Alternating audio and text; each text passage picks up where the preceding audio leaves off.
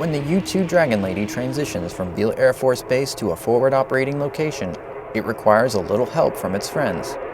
Traveling from California to the other side of the world can not only be exhausting for the pilot, but a strain on the aircraft as well. To act as a pit stop, Beale airmen are sent to Royal Air Force Fairford, located in Gloucestershire, England, to provide necessary maintenance for jets in transit. ERT is an en route recovery team, and our sole purpose is to support the missions downrange.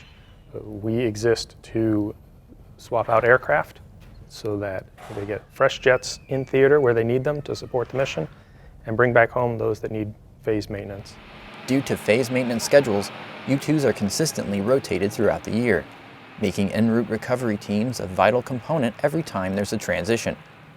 Each team consists of crew chiefs, avionics technicians, physiological support technicians, pilots, and operational support. Approximately 30 airmen for each temporary deployment. We take every specialty that's needed to fix, launch, recover, and fix any maintenance issues that are on those aircraft before either sending them forward to a forward operating location or back here to Beale. Essentially, it's just the 14 team members, and it's their everyday job that they do here at Beale.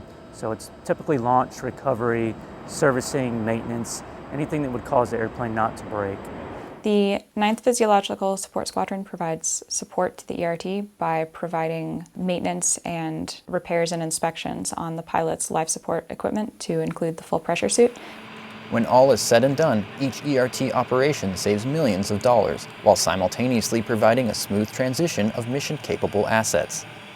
If I was going to say a bottom line about our ERTs, I'd say that our maintenance group here in our wing has found a very cost-effective way to perform this heavy maintenance, and to do it in such a way that we can save the Air Force a lot of money and utilize our airmen to let them do what they do best to keep our fleet healthy.